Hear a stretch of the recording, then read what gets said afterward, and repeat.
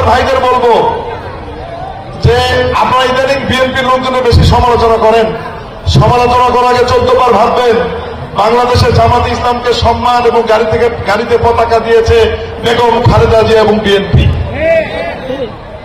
এবং আপনাদেরকে ফাঁসির মঞ্চে নিয়ে গেছে আওয়ামী লীগ এবং হাসিনা, ঠিক কিনা? ইদানিং তাদের সমালোচনা না করে আপনার বিএনপি সমালোচনা করেন। বেহেশতের ব্যাপারে বলতে চাই, মহান আল্লাহ কোরআন হাদিসে বলে গেছে যে কোন 10 জন বা 8 জন মহিলা এবং পুরুষ বেহেশত কনফার্ম, ঠিক কিনা? আর বাকিগুলো হাসানের ময়দানে বিচারের পর ফয়সালা হবে কে বেহেশত যাবে কে দোজখে যাবে, তার আমল, তার চরিত্র, তার বিভিন্ন হিসাবের ব্যাপারে। কিন্তু একটি রাজনৈতিক দল দেখি ইদানিং বলে বেড়ায় যে আমাদের ভোট দিলে আমাদের সাথে দল করলেই বেহেশত পাবেন। এটা কি ঠিক বলে তারা? ঠিক বলে না। শেষ কথা হচ্ছে, এই শিবগঞ্জের মানুষ বিগত 17 বছর যে ভোটের ভাতের গণতন্ত্রের জন্য আন্দোলন করেছে, সেই আন্দোলন কিন্তু এখনো শেষ হয়নি, কারণ আমরা সুষ্ঠু নির্বাচন দিতে পারিনি।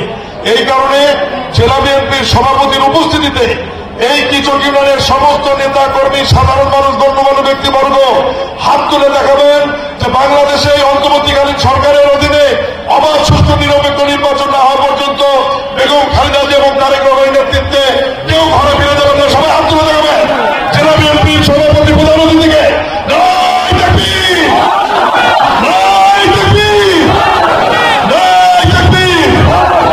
উনি আমার সামনে বলেছেন যে বিএনপি নাকি এই নারায়ণ তোকে দেয় না, আল্লাহ নাম নেয় না।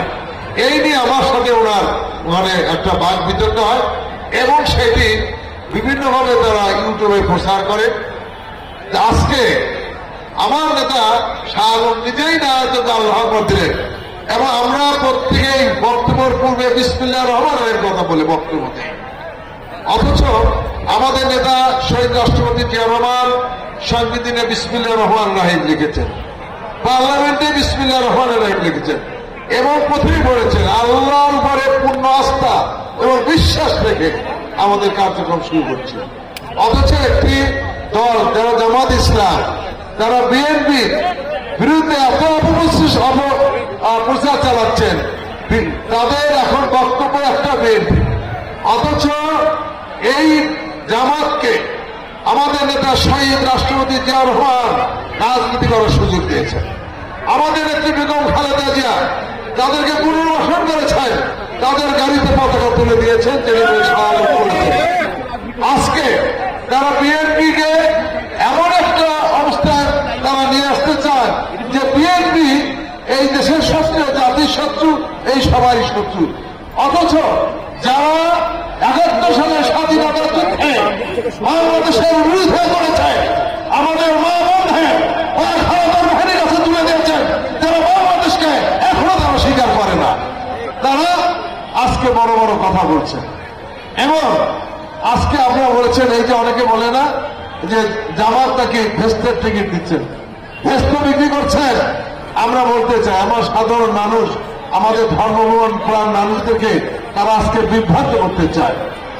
একমাত্র আমাদের প্রিয় নবী হযরত মুহাম্মদ সাল্লাল্লাহু আলাইহি ওয়াসাল্লাম, যিনি শ্রেষ্ঠ নবী, যিনি বিশ্ব মানবতার নবী, সেই হুজুর পাক সাল্লাল্লাহু আলাইহি ওয়াসাল্লাম নিজে বলেছেন ইয়া উম্মতি ইয়া উম্মতি, আর সকল নবী বলেছেন ইয়া নফসি ইয়া নফসি। অর্থাৎ আমাদের নবী ছাড়া অন্য কোন নবী যে বেঁচতে যাবে সেটারও কোনো গ্যারান্টি নাই। তারা সবাই নিজের কথাই বলেছেন ইয়া নফসি ইয়া নফসি ইয়া নফসি, আর আমার নবী বলেছেন আমার উম্মত আমি বেঁচতে দিতে চাই। তাহলে তারা একজন নবী যদি ইয়া নফসি বলে, তাহলে তারা কিভাবে একজন সাধারণ মানুষকে বলে যে জামাত করলে বেঁচতে পাওয়া যাবে? আজকে তারা প্রতারণা করছে, ইসলামের নামে প্রতারণা করছে, এদের বিরুদ্ধে সজাগ থাকতে হবে। আমি বলতে চাই প্রিয় বন্ধু আমার, আজকে আমাদের কথা বলার কথা ছিল ফ্যাসিস্ট আওয়ামী সরকারের বিরুদ্ধে, ফ্যাসিস্ট হাসিনার বিরুদ্ধে। আজকে তাদের বিরুদ্ধে কথা না বলে আজকে আমাদের বিরুদ্ধে কথা বলে। আজকে আমরা বলতে চাই, দীর্ঘ 16 বছর আমরা লড়াই সংগ্রাম করেছি ফ্যাসিস্ট হাসিনার বিরুদ্ধে। লড়াই সংগ্রাম করতে যে আমার নেতা কর্মীরা খুন হয়েছে, খুন হয়েছে, লক্ষ লক্ষ নেতা কর্মী জেল জুলুম নির্যাতনের শিকার হয়েছে।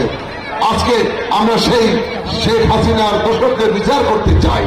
আমরা শেখ হাসিনা সরকারের বিচার করতে চাই, আর কোন ফ্যাসিস্ট যেন বাংলাদেশে জন্ম নেয় তার জন্য আমরা ব্যবস্থা করতে চাই। কিন্তু আজকে একটি দল বিএনপির বিরুদ্ধে অপপ্রচার চালিয়ে বিএনপিকে ক্ষুণ্ণ করতে চায় এবং বিএনপির বিরুদ্ধে অপপ্রচার চালিয়ে তারা ক্ষমতায় দিতে চায়। আমরা বলতে চাই বাংলাদেশের সবচেয়ে বৃহত্তর দল বিএনপি, বাংলাদেশের জনগণের আশা এবং আশ্রয়স্থল এই বিএনপি। কাজে আজকে আমরা বলতে চাই মহান স্বাধীনতা যুদ্ধের ঘোষক বীর মুক্তিযোদ্ধা বীরত্তম শহীদ রাষ্ট্রপতি জিয়া রহমান এই বগুড়ার মাটিতে জন্মগ্রহণ করেছেন।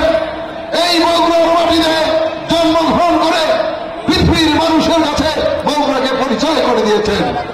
আর তার সুযোগ্য সন্তান যেমন তারেক রহমান বিএনপির ভারপ্রাপ্ত চেয়ারম্যান যেমন তারেক রহমান এই বগুড়ার কৃতি সন্তান। আজকে বগুড়ার যত উন্নয়ন হয়েছে তারেক রহমানের হাত দিয়ে এই বগুড়ার উন্নয়ন হয়েছে। বিএনপি জিয়া পরিবার এই বগুড়ার উন্নয়ন করেছে। আজকে যারা এই বগুড়ার কথা বলে তাদেরকে বলতে চাই জিয়া পরিবার ছাড়া বগুড়ার উন্নয়ন সম্ভব না। বিগত দিনে কেউ করে নাই, 16 বছর হাসিনাও করে নাই। আজকে যারা বগুড়া নিয়ে বড় বড় কথা বলতে চান তাদের কাছে আমার প্রশ্ন থাকবে, শহীদ রাষ্ট্রপতি জিয়া রহমান এবং তার লোকের এসে মায়া বেশি হবে বলেন তো ভাই রহমান?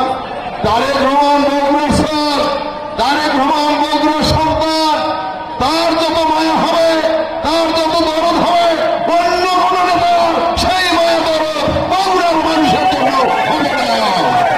তাই আমরা বলতে চাই অনেকে অনেকভাবে আপনাদের বিভ্রান্ত করার চেষ্টা করবে, অনেকে অনেকভাবে অনেক কিছু বলতে চাইবে, কিন্তু আমরা বলতে চাই বগুড়ার মানুষ সবসময় বিএনপির সাথে ছিল, সবসময় ধানের শীর্ষের সাথে ছিল, সবসময় দেশের বেগম খালেদা জিয়ার নেতৃত্বে ছিল।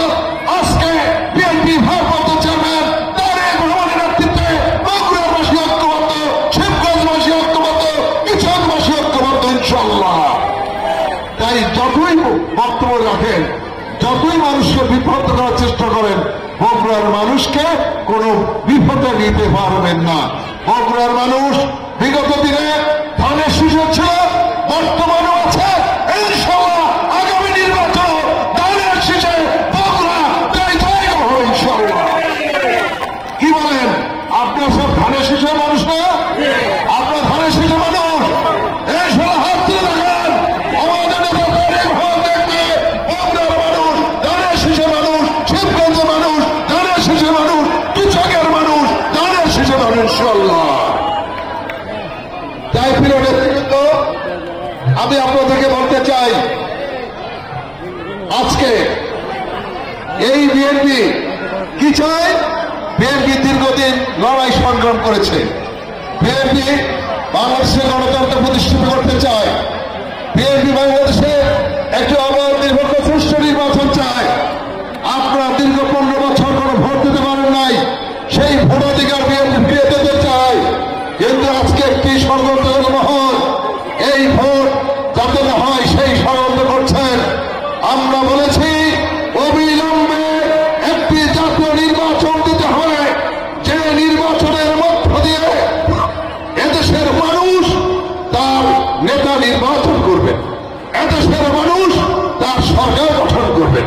জনগণের মালিকানা জনগণকে ফিরিয়ে দিতে হবে এবং সেই জন্যই একটি নির্বাচন অবিলম্বে দিতে হবে। আমরা অন্তর্বর্তীকালীন সরকারকে বলতে চাই, আমরা আপনাদেরকে সহযোগিতা করতে চাই, এই সরকারকে সহযোগিতা করতে চাই। আমরা এই সরকারকে ব্যর্থ হতে দিতে চাই না। কিন্তু আমার নেতা তারেক রহমান বলেছেন সরকার যদি নিজে নিজেই ব্যর্থ হয় সেটা আমাদের জন্য হবে অত্যন্ত দুঃখজনক। আমরা সেটা হতে দিতে চাই না। আমরা এই সরকারকে বলতে চাই অবিলম্বে আপনি নির্বাচন দেন, অবিলম্বে নির্বাচন দিয়ে জনগণের মালিকানা জনগণের হাতে ফিরিয়ে দেন এবং জনগণ এদেশ পরিচালনা করবে। জনগণ এদেশের মানুষের ভোটের এবং ভাতের অধিকার ফিরিয়ে দিবে। আজকে দেশে যেভাবে দ্রব্যমূল্য বৃদ্ধি পাচ্ছে, আজকে আইন শৃঙ্খলা অবনতি হচ্ছে, কাজে একটি নির্বাচিত সরকার থাকলে এটি আজকে হতো না। একটি নির্বাচিত সরকার থাকে আইন শৃঙ্খলা ফিরে আসতো, একটি নির্বাচিত সরকার থাকে আজকে এই সিন্ডিকেটের মাধ্যমে যেভাবে আজকে দ্রব্যমূল্য বৃদ্ধি পাচ্ছে সেটি হতো না।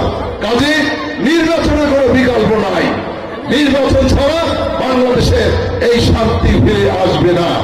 তাই আজকে আমরা বলতে চাই, আমার নেতা কর্মীরা রয়েছেন, আমাদের নেতা তারেক রহমান অনেকভাবে আপনাদেরকে সতর্ক করে দিয়েছেন।